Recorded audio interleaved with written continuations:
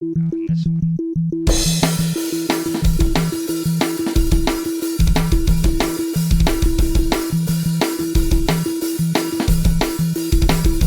Welcome back to another episode of Comrades, a weekly discussion of the FX series, The Americans. My name is Scott Malkus. I'm one of your hosts, and with me, as always, is Jeff Marchick speaking to you from the great state of New England. That's not a state, I know that. New England's a state. Someone failed geography in school. Well, I am in New England, but we'll call it the state of Connecticut, which is an actual state. Oh, well, I was acting like I was in fifth grade, because that's about the time this episode takes place. Was it fifth or sixth grade? God, what grade were we in 82, Jeff? 82? Let's see, we were 12, so... But it didn't, the winter of 82. The winter of 82 would have been... Not the fall. Yeah, we weren't 12 yet, so we were 11, so that's sixth grade. Sixth grade, okay, we're in sixth grade. Oh, yeah, what year were you born? 70? Okay, yeah, you're right. I suppose I can put that out over the air, right? I was born in 69, ladies and gentlemen. I'm an old man. Or at least I feel like an old man. I feel like a number, and I'm not a number. Name that song. All right. This week's... Once again, Jeff and I are... Our intros become more and more random the longer we do this show. Jeff, what are you doing? Jeff is like looking around as if he's dropped his computer. I'm looking for a pen. I have one right here. Oh, thanks. You want to just hand it to me? I'm in Los Angeles. I'm actually can't hand my pen. This week's episode of The Americans was a good one, wasn't it, Jeff? It was a good one. Oh, man. Okay, I just we're like punch drunk. It's like it's 9 o'clock West Coast, it's midnight 20 East Coast, and it was a good episode this week. Oh my lord! I have to explain that my computer does not like it when I do anything but Skype at the same time I'm doing it with Jeff. So I can't go on to the internet while I'm talking with Jeff. So Jeff, tell us the name of this episode because I didn't write it down. So the name of this episode is Behind the Red Door. Behind the Red Door, which has significance all over the place. But there's actually a red door in this episode, isn't there? There is a red door. It's what did she call it? Something autumn. No, something tango. Tango and Cash. Oh my gosh. You know, first time I ever saw that movie, I was like, this movie is awesome. Second time I saw it, I was like, this might be the worst movie ever made. But Jack Palance is in it. Tango, Cash. He is, oh my gosh. Love Jack Palance. Do you know that originally, I believe that Kurt Russell was supposed to play the uptight guy? He was that Tango or Cash? But he told Tango. Stallone he did not want to play that because he had just played that in Tequila Sunrise, so they switched. Oh. And Tequila Sunrise is an awesome movie. That is a good movie. Yep. A good movie. Mel Gibson, Michelle Pfeiffer, and some guy named Kurt Russell, who's awesome. All right, and who wrote this week's episode, Jeff? Writer of this week's episode was Melissa James Gibson. And who directed it? It was Charlotte. But you really don't have anything in front of you, do you? Charlotte Sealing. Now, I will say this. When I saw the credits, I was like, awesome. A female tag team on this episode. That was cool. I noticed that too. I thought that was really interesting. I just have to look up who they've done before. Yeah, I don't know anything they've done before. While Jeff looks up this stuff, we're going to just jump right in. We'll talk about the teaser. In the teaser, the episode opens. It is Claudia, Elizabeth, and Philip, and they are planning a hit on this dude named Lyric. And as you may recall, Lyric is supposedly the guy who could have killed Emmett and Luann. Yes, we are. The ramification of Emmett and Luann, excuse me, we'll let burp into the mic. Yeah, nice. The ramification. That's a lady. Oh, thank you. No, Jeffrey. The ramifications of this assassination are obviously going to carry over through the whole season. That's, or at least until the penultimate episode. And then something crazy will happen at the end of the season, which we'll set up next season. One thing that I noticed about immediately is that Claudia was acting very strange throughout this. She's asking a lot of questions about how they're going to carry out the plan, what they're going to do. But she's kind of I keep feeling like she's acting rogue in this whole thing. Like she's unaccounted for. She gets a nice little jibe, and she goes, "How's your new handler? She graduated from high school yet?" Which Oh, that was awesome. Yeah. But they say, "Oh, we're gonna go." She seems like she wants to keep her name out of what's going on. Keep getting the feeling that she's unaccounted for by the center. Do you get that feeling? Yeah.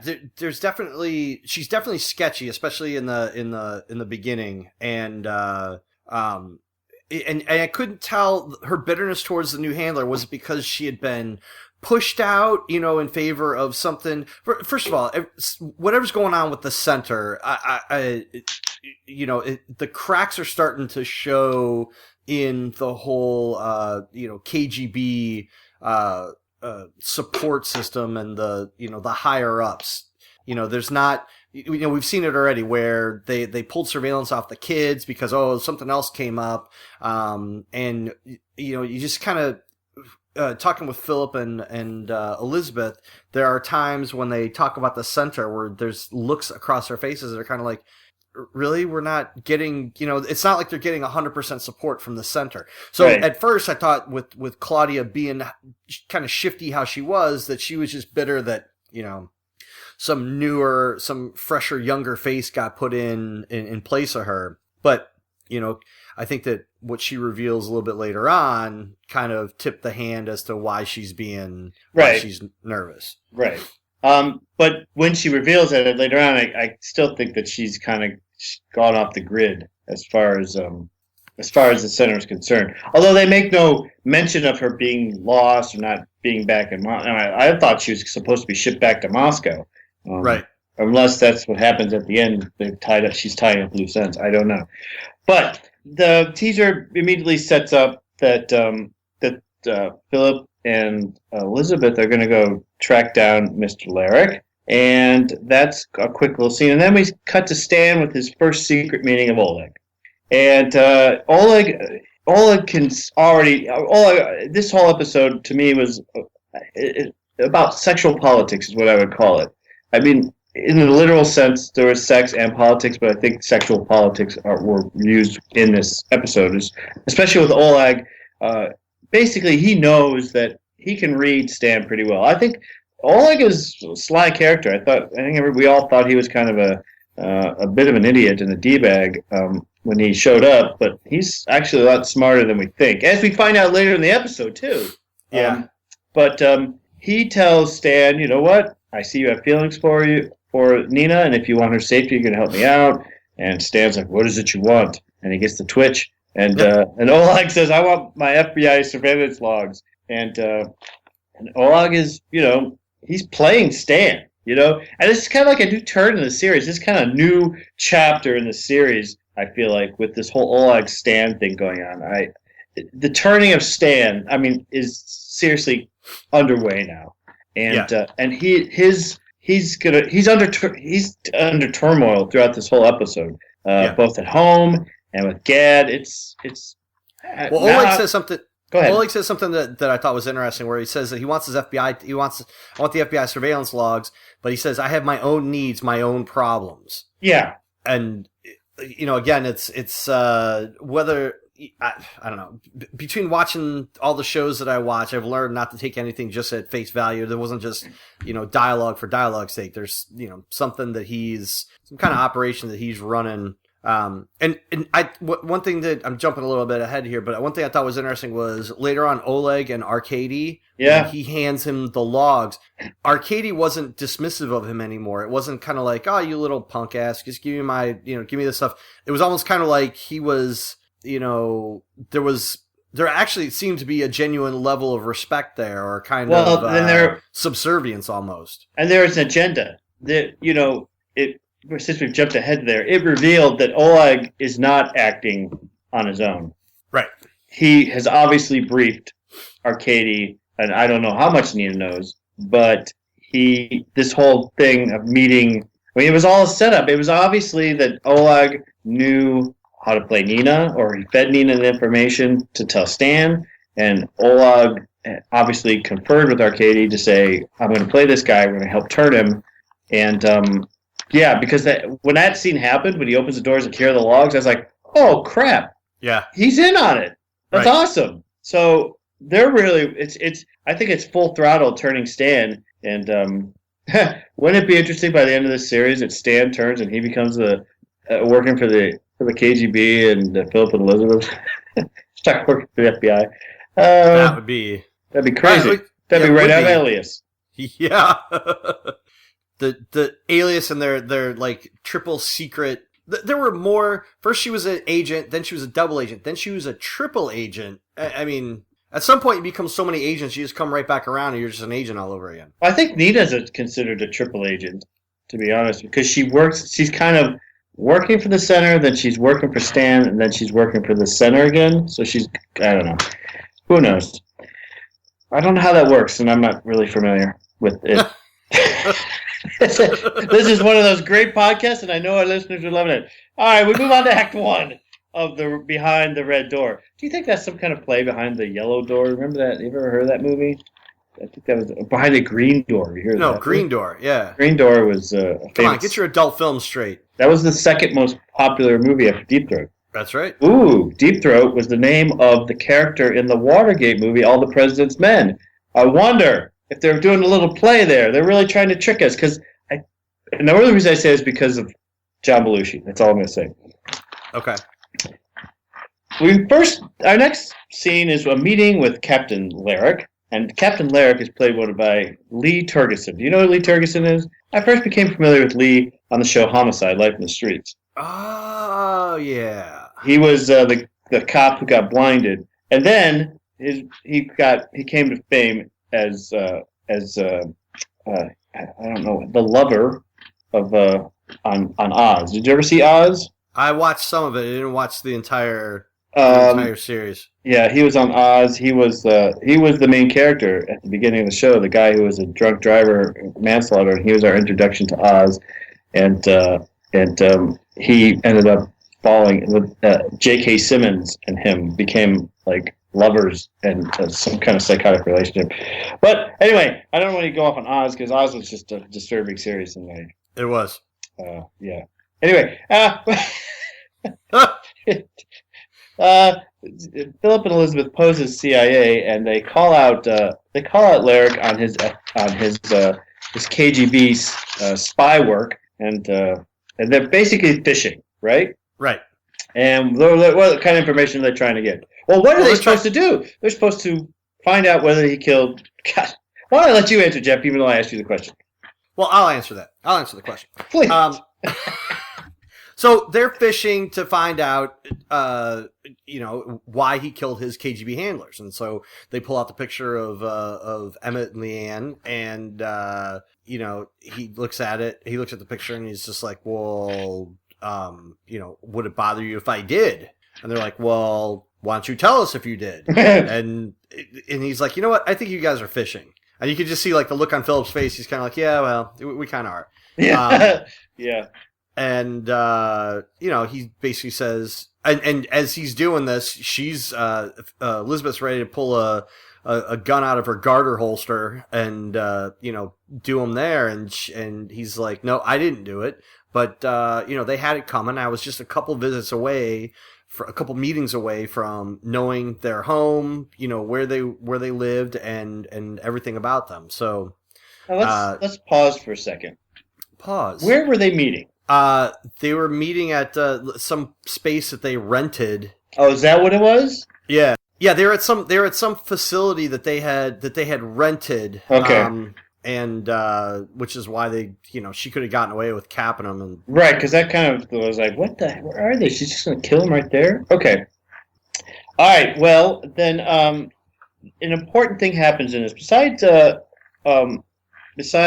Larrick stating that he did not kill them, although he says, some bastards got to them before I did, so he wanted to kill them. He wanted to, but he was actually, and he says that he was out of the country. He was on Operation Marshall Eagle, and that is a big turning point. And another turning point. Oh, a bunch of turning points. Everything's turning left and right. Turn to every season. Little Pete Seeger. he does make an interesting statement here. He says the Soviets are going to take it left, right, and sideways for the next 20 years. Now that we have a president who can handle them, whatever damage I've done, I'm making up for it. In where, Jeff? Nicaragua. That's right. Nicaragua. And we know what that means. That's going to bring back our friend, Alicia, who we met. Right. Lucia. Lucia. Alicia. I'm not on tonight. I'm very sorry. So Which is really funny because after watching this episode, I watched the Goldbergs, which I love. And you love that show. I love that show. Did they have? Was it about the arms race? Was it about Nicaragua? Was it about Iran-Contra? Well, kind of. It had Adam, the little kid. He's in gym class, and they've got to do the national fitness test, or that national thing that we had to do every year, the presidential fitness test. That was it. And he's like scared of it, and the gym teacher is like, kind of cajoling him into like, you have to do pull-ups because you may have to, reach out and grab a commie and, break his neck. And if you can't do a pull-up, it's pretty funny. I just thought of it because it was the whole 80s thing. Communism, that made you think, the Iran-Contra made you think of... Well, because because the gym teacher also references, Ronald Reagan and there's a Reagan appearance in this episode, and maybe they could have a crossover between the Goldbergs and the Americans. No, that would be interesting. That would be terrible. Okay, so we cut back to anyway, martial league. We find out that they don't kill him. He's like, I'm not going to kill this guy, right? Because of this martial legal thing. Well, because they don't know. Yeah, because they don't know if Philip and Elizabeth don't think that he killed Emmett and Leanne. They aren't for sure. Yeah. Yeah, they're not sure about it, but they can. They're going to be able to get some information about Marshall Eagle, which is a big thing because this is. Turned up before. So has it turned up before? Because I can't remember it turning up before. No, but Claudia says that it showed up in their transmissions before. Some of their stuff that they've gotten. So that wasn't a new operation to her. Now Claudia's after they've met with Lyric, they do meet with Claudia again, and she's again acting all freaked out and scared. So something's up with Claudia, which we'll find out later, and they played that up pretty well. We cut to Philip and Elizabeth coming home, and they decide to get it on because they're all hyped up. I should say that Elizabeth is really kind of horny for Clark. She's horny for being taken and made his own. I think she's fooling herself or something. She is a piece of work. She is messed up, man. Yeah. Because as we'll later find out, when she gets what she wants, it's not what she wants, and she is confused and that was a tough scene. Really have screwed with the Russians. Really screwed with them, and what I'm getting more of is like this kind of split personality thing going on. The confusion of who I am is continuing to pop up. She starts that conversation. Philip and Elizabeth. They start to make love, and then later on, after they're done, and for some reason, Philip is completely clothed, and she's completely naked. I was like looking at them like, what? Yeah, that was a gratuitous, the gratuitous butt shot on Kerry Russell. But to me, it's like there must be a reason that they did that, because this show is they're very, Yep. I don't know, maybe showing the dichotomy of clothed versus naked in... She's bearing her soul and he's trying to hide something? She was bearing her butt, but... She was bearing her butt. That was a bit of I was like, Kerry Russell? But... She works out. That's not what I was thinking. That's not what I was thinking. No, that's not what I was thinking. But she brings up Martha's comments about Clark's appetite. And his sexual appetite. And she goes, isn't that funny? Isn't that funny that she said he would be an animal in bed? And Phil is kind of disturbed by that. But the thing that struck me about her starting this conversation, she says, when Jennifer was visiting Martha, and it starts, that point right there started me thinking, the sense of identity that there must be a loss because she's not even herself. She's not herself. She's not Elizabeth. You know, she's someone else. She's a Russian woman. But I think that, and he's not Philip. He's Sasha. Right, and I think that that's a way that you compartmentalize. It's not all that different from acting, right? When you're in a role, you're compartmentalizing your Daniel Day-Lewis, right? You're Daniel Day-Lewis at some point, but right now you're Lincoln while you're filming Lincoln, so you're compartmentalizing, and it helps keep. And when you're a spy, it helps keep the story straight. If you only think of you and the character in the roles. If you're like, yeah, I went and visited Clark, that muddles the what the roles are. This way you keep it in distinct silos of identity. I agree with that, except that for these people, there's nobody saying cut. There's never a cut. There's no for an actor, a play ends, a movie ends, and you somehow get your real life back. And these people will never get that, I mean, there must be a part of her that thinks, are these, I just think that for her it must be confusing. She has these children, she loves these children, but they've got a different name than what her real name is, and she's lying to these children to an nth degree. It's got to be, it's got to be confusing for Elizabeth and Clark too. I think at the end, Clark's he's going crazy too. That end scene when he's looking in the mirror, he's freaking out too. What have I become? Who am I? And I think that for him, he's got to be even worse because he's playing. He's got to act like a married guy to this woman that he doesn't, really doesn't love, and spend multiple, days with her. So that's got to be crazy too. I'm sorry that I got off that sidetrack. While Philip and Elizabeth were getting on, Stan comes home. Stan is messed up in that because now he's like getting entrapped by Oleg to do dirty work. Stan, the ultimate soldier, the super American, is now going to have to basically betray his country and give stuff to Oleg in order to protect Nina. And part of me feels like he's flashing back to the whatever he did before he moved into the suburbs. Right. That this is all happening again. And I would love to see a flashback episode of what happened to Stan and where he, what he was doing. So Stan comes home, and guess what? His wife has painted the door. What color she painted that door, Jeff? She painted it tomato tango. Tomato tango, or as we like to call it, red. Red.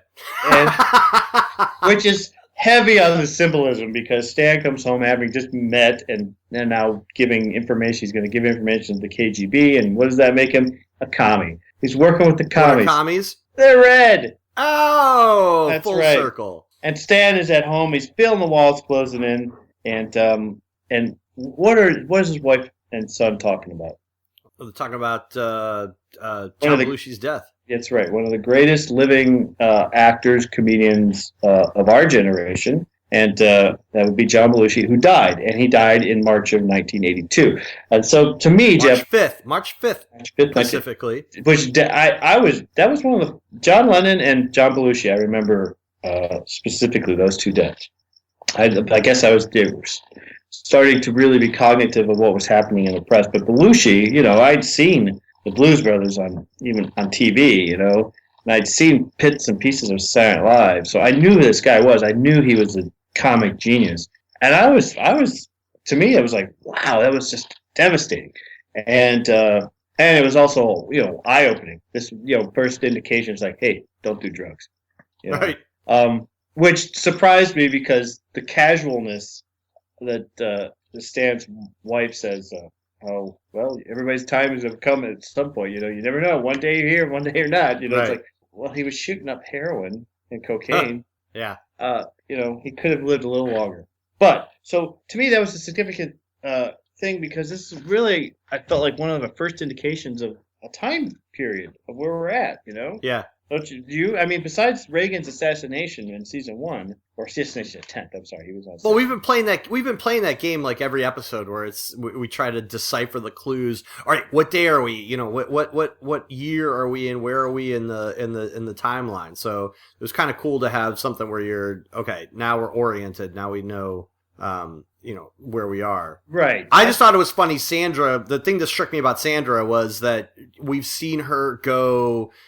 She's half a step away from Woodstock hippie. She's look at she did the culty stuff. Yeah, that must be all what that happens stuff. after the hippies. You become a cult. Go ahead. So this episode, she painted the front door and she alludes to feng shui, right? Which is that. So she's just like she just keeps moving farther and farther to the left, and Stan's. He doesn't like recognize his family anymore. I mean, he's just sitting there at the table and he's just looking like. And then so his wife's talking about tomato tangoing the door and feng shui, other things, and his son's quoting Animal House, and Stan's just like, wait, what? What's Animal House? He's like, yeah. I was knee deep in rednecks, Nazi guys while you were watching it or something. I envision him being like embedded with the Sons of Anarchy.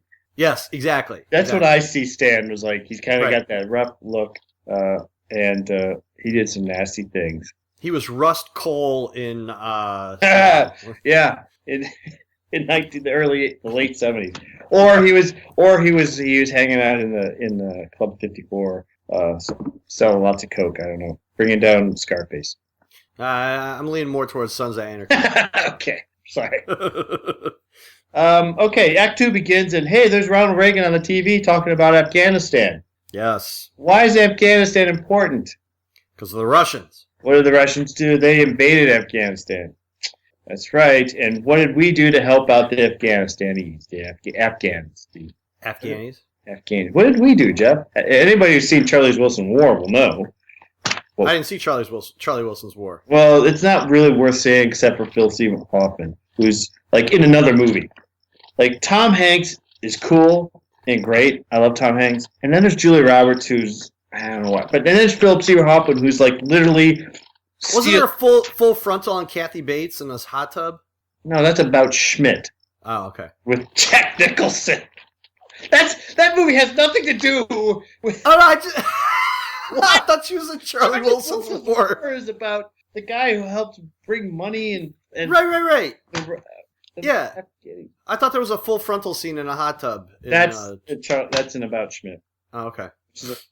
Which is now. I was way off. Yeah. Not even close. Although Kathy Bates did appear in a movie with Philip Seymour Hoffman, but there's no full frontal nudity. Okay. Anyway, so yes, we of course funded the rebels in Afghanistan, and they fought down the Russians, and then that. Like we funded the Contras in Nicaragua. Exactly, the Contras in Nicaragua. So we have a history of funding people fighting against communists. So hey, there's Kate. Philip and Kate meet in a bar. Kate's a little tougher now. Yes, it's interesting. She's got a little backbone now. She's like not just she shows. I'll take a vodka straight. It's a little bit early for that. It's a bar. Yeah, there was an interesting thing about this episode too, is that you saw like the next generation coming. Yes, you saw that in Kate, and you saw that in Lucia. How they're like badass. They're like there's a little bit of an attitude, towards Philip now. She's like, I know what I'm doing. Shut up. Oh yeah. Gone is the schoolgirl. I want to impress you. That she was last episode. Right, and so Kate is surprised because Philip is telling them, look, we went and saw this Lyric guy. And she's like, you're seeing Lyric alone? What's that all about? Because Claudia said, hey, don't use my name, which furthers my feeling that she's kind of, she's rogue. She's got her own purposes going. She's got her own. I don't mean the character from the X-Men. She's got her own problems, to quote Oleg. That's right. Everybody's got their own problems, and so Kate's surprised they're acting alone, and then Philip says, "Well, we're going to find out what this Marshall Eagle thing is." But they find out that it has to do with Nicaragua, and so he's like, "We need to get more information on it." And then we want to take this guy down. She's like, "Don't take him down." He's like, "Well, I want to take him down." So she says she'll relay information while she's downing her vodka. Meanwhile, Stan. This episode is full of a lot of great stuff. Stan goes to steal the FBI log on Oleg, and And he runs into problems, doesn't he, Jeff? He walks into the room where there's supposed to be boxes filled with papers and journals and stuff. He goes, he's like, where is everything? And there's, a little a tech geek who's working on an OCR computer, printing stuff out to a dot matrix printer.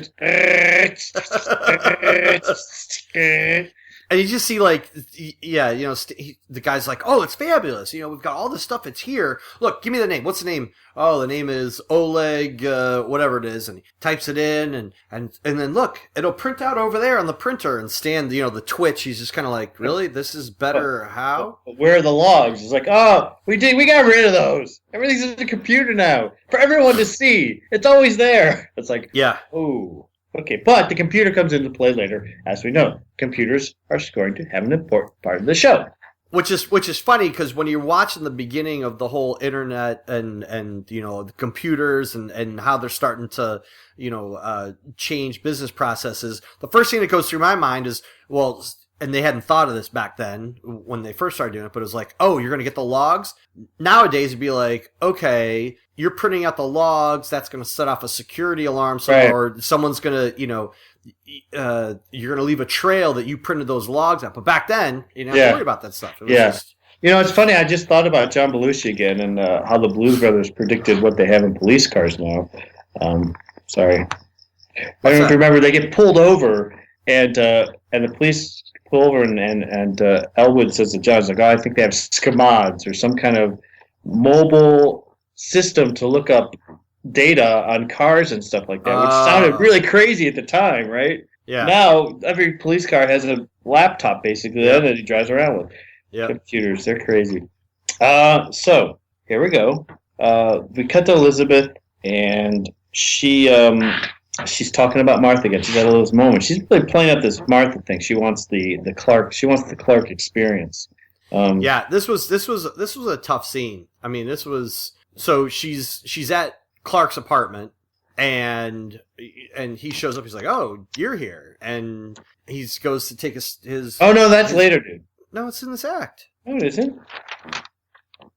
Isn't that's it? At the end. Oh, okay. We're at the Paige quits volleyball. Oh, you're right. This is the playful moment in the kitchen. This is chapter 3. Paige quits volleyball. I actually like this the playfulness between Kerry Russell and Matthew Reese in this scene, where she was just like, oh, she's like, she's like, what are you, afraid? She's like kind of devilish.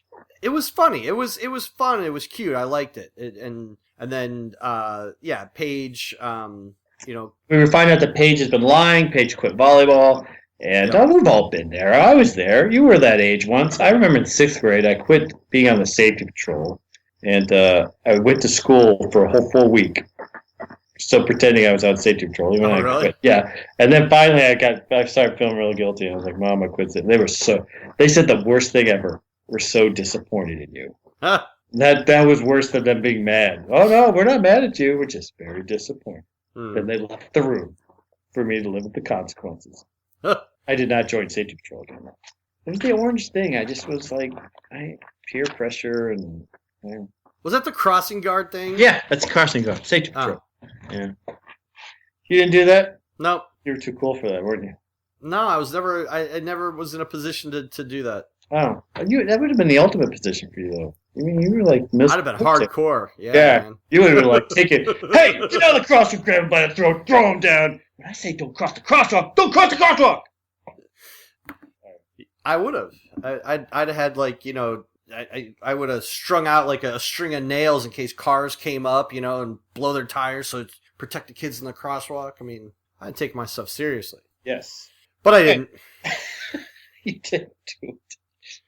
In the midst of yelling at Paige, saying, why did you quit volleyball? Why did you quit volleyball? The basement guy calls again. And I like these coded messages. Yeah. What did he call about? I can't remember why he called. I'm trying to complete blank to why he called. Yeah, it was like some service that they were up. Well, no, we already have a service. Are you sure? Because our rates are really good. Yeah, I'm sure. And she hangs up. Oh, maybe that was a signal to meet. Yeah. Because next, Kate and Elizabeth and Philip meet. Yeah, those are all those coded messages are. I think that it all begins. She knows who it is when he calls her, when he asks for. I miss. No, this is And she's like, Mrs. Mrs. Yeah, that's the initial code. Right. So next we have so Kate and Elizabeth and Philip meet with, and she tells them what martial eagles is training Nicaragua Contras on U.S. soil.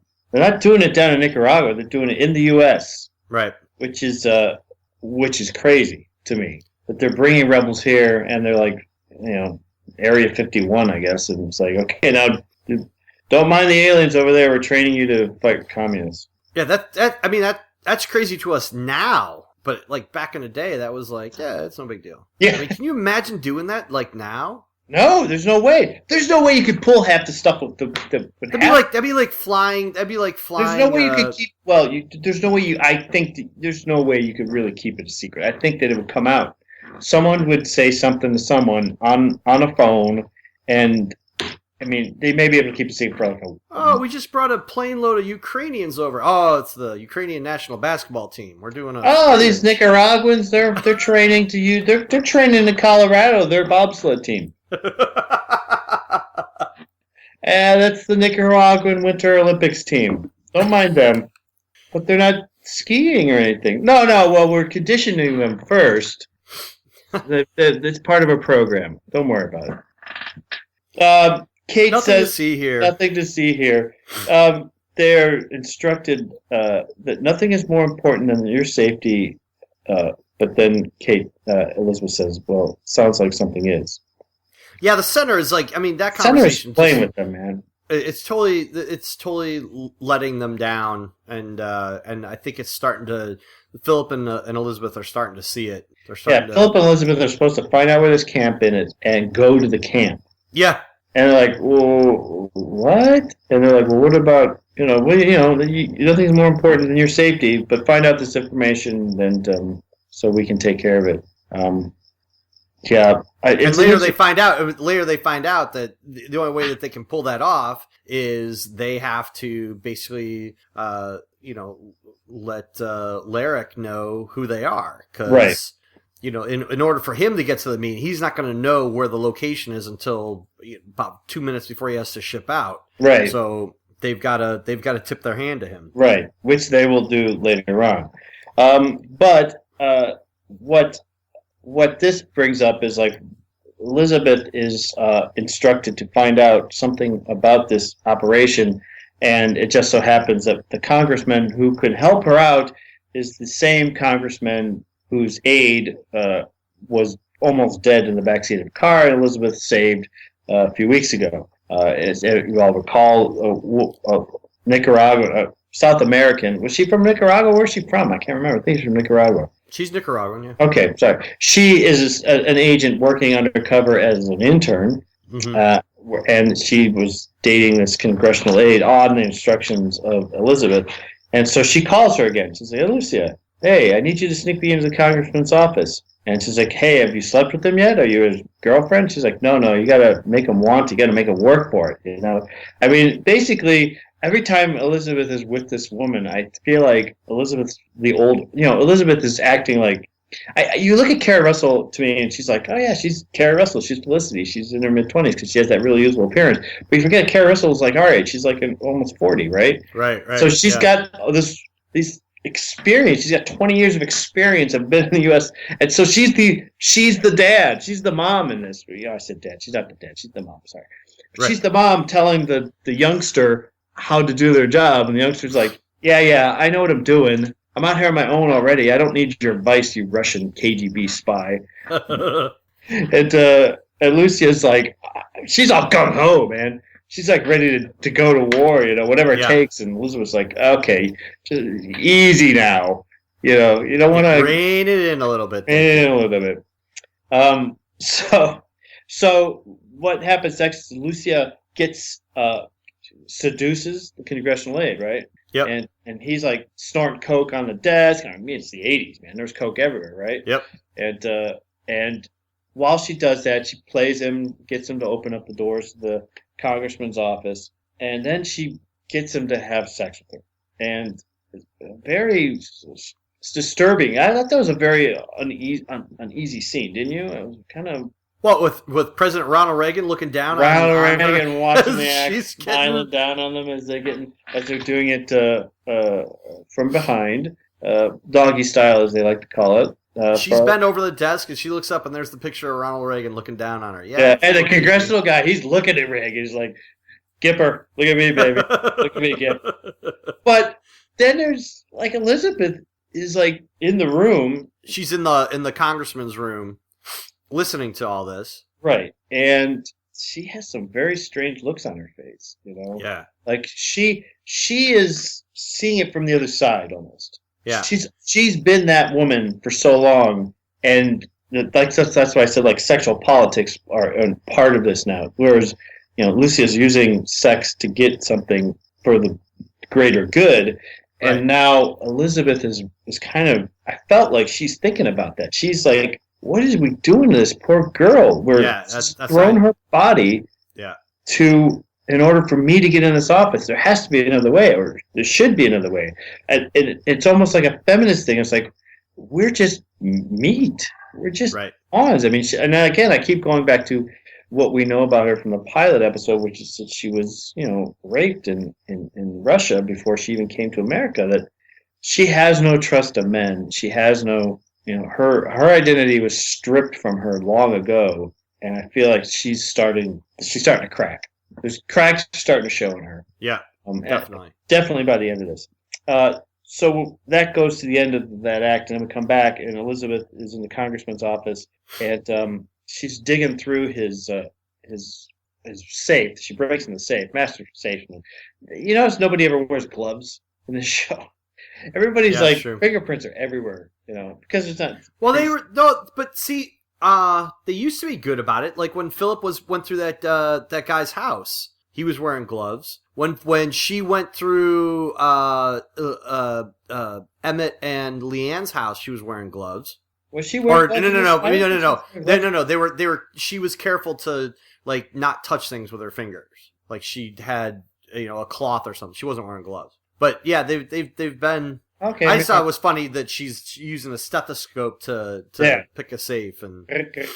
Well, they didn't have those cool electronic devices we have now. I like what I like about this show is they don't BS us. They don't say they don't do James Bond gadgets like, you know. Right. I mean, those gadgets eventually become reality, obviously, but they're not making crap up. You know, it's like, oh, you know, I had this device all along. I can, you know, like if you watch Alias, it's like, oh, you see this device here? That guy always annoyed the crap out of me. Yeah. It's like this. Oh, it's the scientist guy on every show. Hey, if you wear this lapel, it'll record your voice. Hey. It's like, whatever. Of course, we always thought the shoe phone was, you know, a mobile phone was ridiculous, but now look where we're at. I'm getting smart. Sorry, another spy show. Yeah, now we've got Google Glass. I mean, yeah, just what we need. More reasons to be distracted while we're driving our cars. Yeah, no doubt. So what was now? I couldn't. What she found? What did she find in that congressman's safe? Okay, so what she found were weren't those they were plans and schematics for ARPANET. And what is ARPANET, Jake? Jake? Well, I'm sorry, Jeff. Jeez. Oh, man. I just called you my son's name. Jeez, I'm sorry. That is... well, Dad, Oh,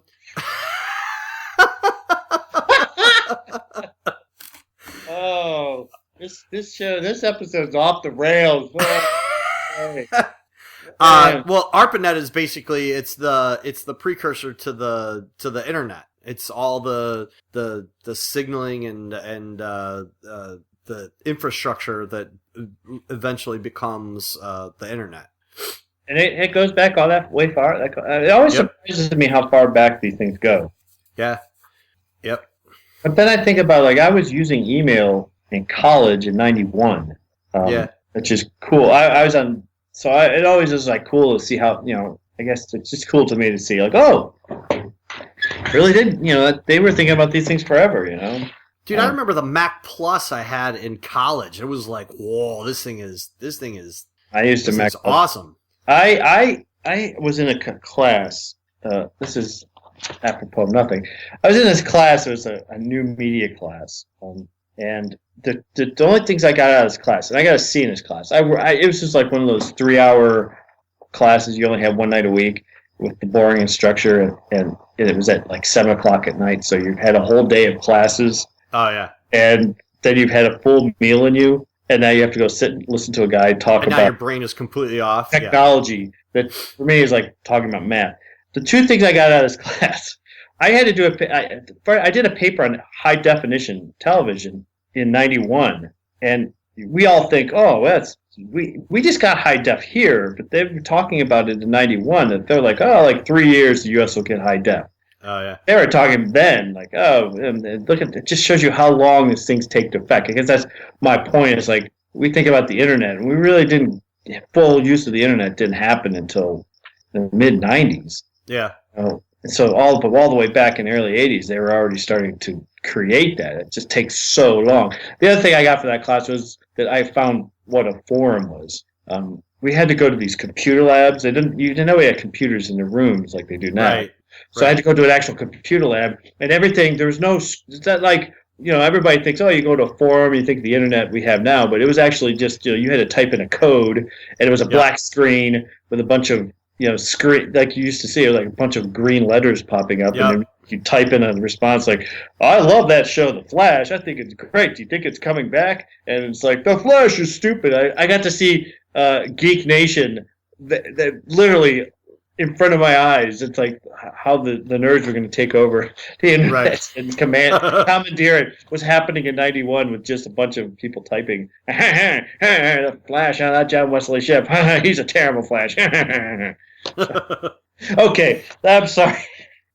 And now you've got your kids have our kids have iPhones and iPads that had more power than Well, yeah, we ever had. Yeah, it's like that computer that the computers that they needed in order to create like that system for taking all the FBI logs were probably the size of my garage.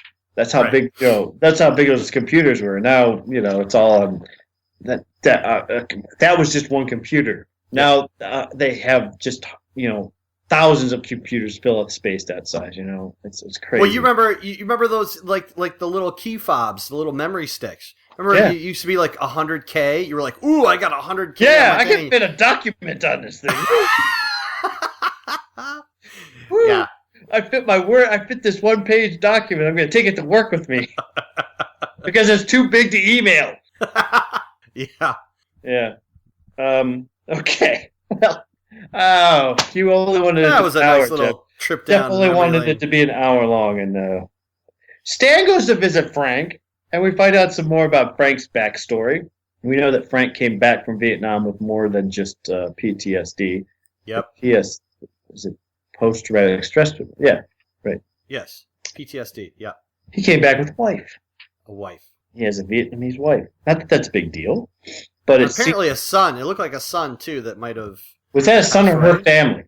Oh, I don't know. I took that to be. Yeah, you're right. Could have been a family. Because those people look kind of old. I thought that they were like her family that may have died in Vietnam, and maybe they were rebels in Vietnam as well. But Frank is not happy to see Stan. He's like, "Why the heck are you in my house?" And Frank pretty much hands it to Stan in this scene. It's great. He's like, Stan's like, Nina is in trouble, and I'm being asked to do stuff. And Gad's like, dude, shut your mouth. Right. I'm about to be called before a closed-door congressional committee because of the crap you pulled. I don't want to know anything that's going on.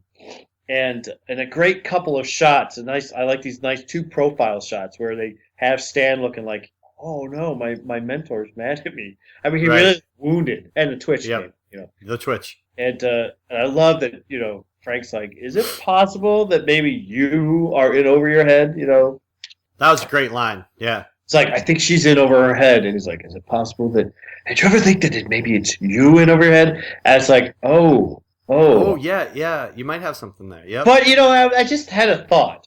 Is it what if, and this is just what if, Frank is recognizing some of himself in what's going on with Stan? Perhaps what if Frank's wife was a spy that he fell for in Vietnam?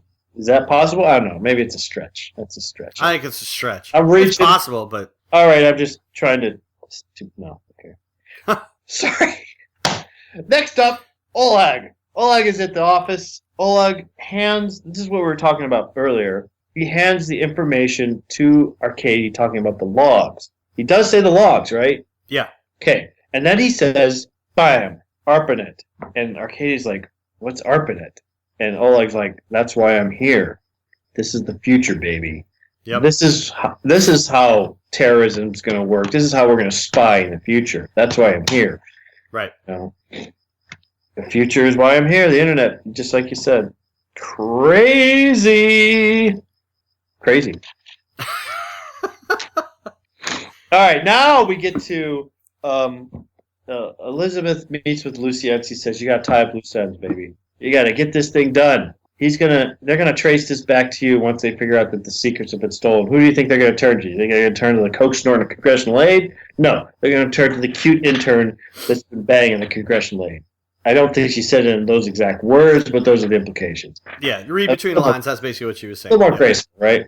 Yep. And guess what? Lucy's kind of fallen for the aide. Yep. She's like, "I think I like him," and that's another. Again, it's this thing about when you get into when you're playing this game, you're playing these roles. You're still humanly connected. You know. There's still this there's still a possibility that you're gonna, that aide's not a bad guy. Granted he's, an addict, but that's a disease. That's not his, personality fault. And she's around him all the time, so she sees something good in him. And maybe, in a way, that's what Elizabeth is afraid of with Clark. That Clark is falling for Martha.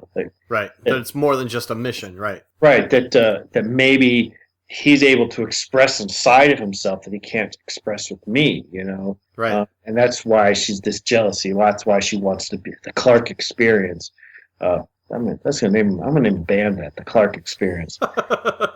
We're all gonna come out in glasses and wigs and nice. the tan windbreaker members only jacket, and we'll play Devo music.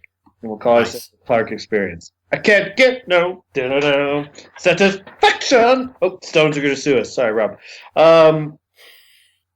Jeff is like, just wrap this up. Stop talking.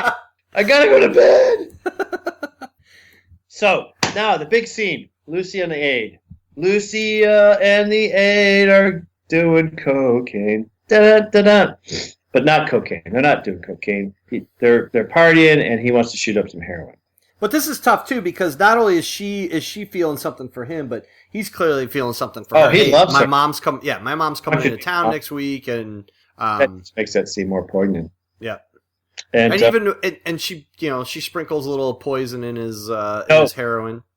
This is my thing. This is like the coolest thing. I can't be. I know I'm not wrong on this. Okay, if I'm wrong on this. I want the writers to come at me. She sprinkles cocaine on there. It's not poison. Really?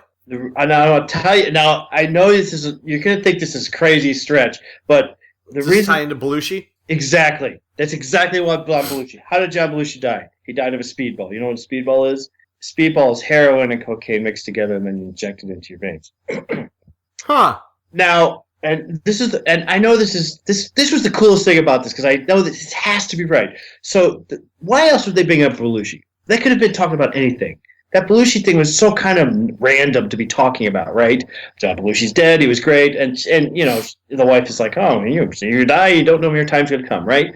Right. And then you have this scene where he's going to shoot up cocaine. He's going to shoot up heroin, right? Right. She sprinkles some powder in there. Now, if she were to sprinkle poison in there, he dies of arsenic poisoning, right? Right. They're going to do an autopsy. They're going to find this poison in him, right? And the fingers are going to go right to her because her fingerprints are all over the house. Her hair, she's there in the house. But she sprinkles cocaine in there, and his body's ripped. He's obviously a coke addict. Right, right. She puts the cocaine in there. He takes a big injection of heroin, thinking I'm shooting up heroin. His body's not ready for a speedball. He dies, and he does it, and it doesn't affect him right away. It kind of like something's not right, and then he starts to, in the mouth, he's starting to spit. I thought, now I know that this is. What? No, you're probably right. That's probably, yeah. To me, that was well, what's she going to sprinkle in there? How's she going to kill him? Oh, put poison in it. I feel like the writers are in there going, she can't do that. No, it's her. She's got to be able to stay in that office. She's got to be able to call the... Good job, Encyclopedia Brown. Thanks, man. I thought that the writers were very clever in telling us what she did without telling us, like, she takes out a vial, marked cocaine, and taps it in there. Very smart, very smart. I'll totally buy that. Okay, thank you. I felt really proud of myself that I figured that out.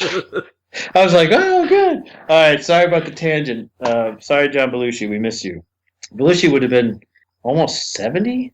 Well, let me see when he was born. But continue while I'm looking it up. Well, Lucia lets him asphyxiate in his own vomit, and she talks him through it. It's so sad. She's like, think of Dolores. Was his mom's name Dolores? Yeah. Doris. Think of Doris. Think of he's dying. It's just like, oh, it's tragic. And you can see that it's painful to her, too. And then we come back to... Belushi was born in 49, so 60... Would have been 60... 65. 65 this year. Wow, that's crazy. Drugs will kill you. Yeah, man. Say no to drugs. Yes. All right. Paige so where were we? reading her Bible underneath the Rick Springfield poster.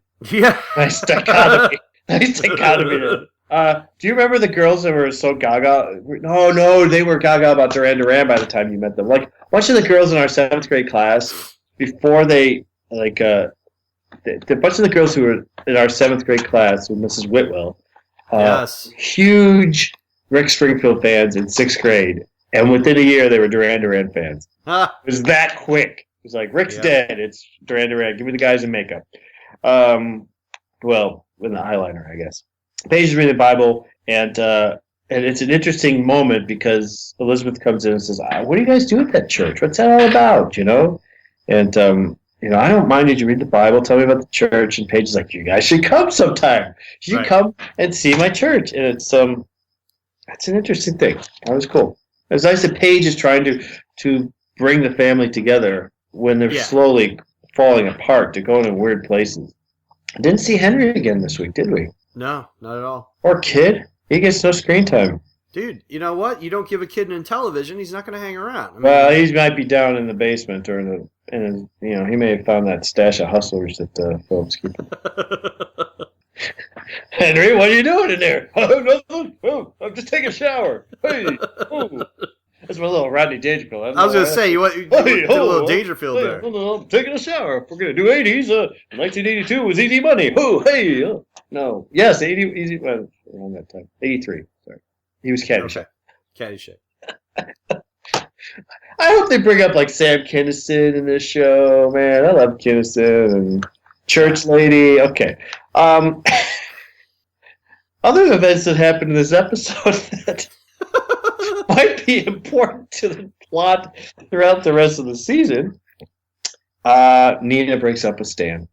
Nina feels, at least I don't know what because he says in order to bring her in order for her to get protection from the FBI, she's got to do a lie detector test, and she's like, you don't trust me, and he was like, and it's one of those it's one of those things in the show where as he says to her, well, it's not for me, it's for them. You have to prove to them that you're not full of it in order for them to protect you. And I kind of wanted him to stand up for himself a little bit more and be like, no, it's not me. I do trust you, but in order for me to back you up, I need them, and they need it.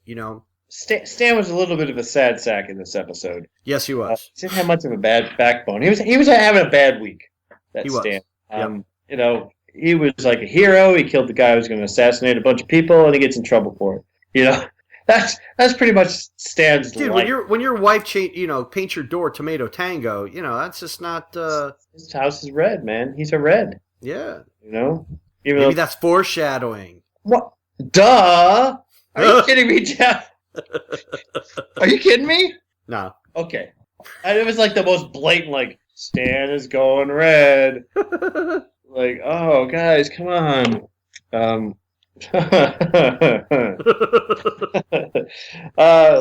Later, Phil confronts Larrick. Larrick is having some YMCA sex. Or there was a guy who walked out of the YMCA. Well, there was a guy that walked out. It looked like he was from the Village People. Yes.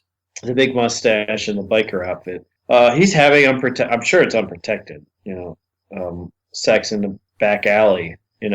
With a guy. and Philip stops him, and he has a gun on him, and Larry, he's like, I knew you were an agent, or he knew. It's like he basically knew he was being set up, didn't he? Right.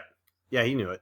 He was pretty. While that's going on, you've got Claudia and Elizabeth in the car, kind of. Now, I was confused by that because I felt like were they? When I watched that, I thought, are they waiting for Philip? I couldn't really tell where they were. What I thought. But they weren't. Right. I don't think they were. I think they were at a separate location. I don't know. It was weird. It was a weird thing. But then we find out why Claudia's been acting so weird. Probably why she was acting so weird. Right. Because if it turns out that Larrick isn't the guy who killed Emmett and Leanne, then and Elizabeth says, well, if it wasn't Larrick, then where do we look next? And Claudia says, well, you look at me. And then we find out that, Granny Goodness here has, she had an affair because, as she says, this is a lonely life that they lead. Yes. So she had a hookup, and that guy probably told two friends, and they told two friends, and so on and so on. And so on and so on. So great commercial. Great little call out to that commercial. Yeah. It's a shampoo commercial, I think, isn't it? Yeah. Okay. Go on. Sorry. Yeah, and so, she kind of paints it as, when she says, goodbye, Elizabeth, I kind of feel like that might be the last time we see her. Well, I kind of get the feeling, that she's going to take care of that guy. That again is like what made me believe that maybe Claudia's gone rogue. She's out on her own. That maybe she knows that she goes back to Moscow, she might be. She's toast. She goes back to Moscow. Oh yeah. So she's kind of like a fugitive from the KGB. So yeah, she's got to be on the run, or she's got to be doing something because she knows she's in trouble for this screw up. Yeah. And that's the end of the episode. Oh, no, that's not the end of the episode. Did we miss the scene with Clark and back at Clark's apartment? We talked about it, and then we glossed over it. Yeah, because that was a devastating scene. With Clark and with that Clark happens earlier. Oh my gosh, we missed that totally. It did happen. They go and she says, "I want the Clark experience," and Clark's like, "You don't want it." He's like, "No, I want it." She's like, he starts doing the Clark thing, and she's like, "No, it's got to be different." Yeah. And then he takes her and he forces himself into her. I don't know. I wouldn't call it rape because I think it was unexpected what happened. I would not call it. Would you call it a rape? What he did to her? I wouldn't call it that. I think it was it was a lot more forceful than she was anticipating. And I think she had a flashback. Definitely. And then she was kind of messed up because did she screw up a good thing? The good thing that she was, Yeah, that was the thing. Is she this up until this episode, they seem to be building a really solid relationship. And then she goes and kind of messes it up. And she messes it up, and then he goes into the bathroom and tries to take the wig off, and he gets a little messed up. But here's the thing, is that later on, this is before Paige says, this is the reason why I quit volleyball. It's because my church group is really cool, and we do cookies and drinks. And she comes into the kitchen, and she sidles up next to him, and she's like, "Are you mad at me?" Yes. And he was like, "No, I'm not mad at you." And it was like, again, that was a nice moment. I liked it. It wasn't like the awkward, it could very easily have been the awkward, nobody's talking to each other kind of thing. Right. But she realizes that, hey, you know what? I like the fact that she came to him, and through that, "Are you mad at me?" acknowledges that, you know what, I screwed up. This is on me. Right. And of course he's like, "No, I'm not mad at you." And I like that. It was a good scene. It was a good scene. It shows, it's a marriage. It really is a marriage, Yeah. You make mistakes, you forgive each other, you move forward from afterwards. So I really want these two to succeed. It's crazy. I root for them to be able to find happiness with each other. I mean, I think that's part of the reason why I don't like, the Martha character. I find her annoying, and I wish, and nothing against the actress and nothing against the writers having that character on the show, but I don't like that storyline because I want to see, there's part of me that wants to see Philip and Elizabeth somehow make it. And that Martha part complicates it. As we've seen in the past couple of weeks, it really complicates everything. Well, I also think it's difficult to see something like that because while we do know that, okay, we know the history, we know that back in the day that there were Russian spies that were marrying American women, and they had no idea that these guys were spies. I think it's hard for us to, you look back at some things that take place in the 80s, ARPANET or other little pop culture things. Those are interesting, and you're like, oh wow, that's what that was. But I still think it's hard to swallow to look back and see that there's this woman who's with this guy who's never around, right. Who has all this stuff, and then she's drinking the Kool-Aid as much as she is. And I think that it's a tough relationship to buy into. Right, right. I agree with that. I do agree with that, 100%. Yep. Okay. All right then. That was the end of the episode. Next week, criminy, I can't even remember what next week. Nina's gonna get she gets lie detected. Lie detected. Yes. Dun dun dun.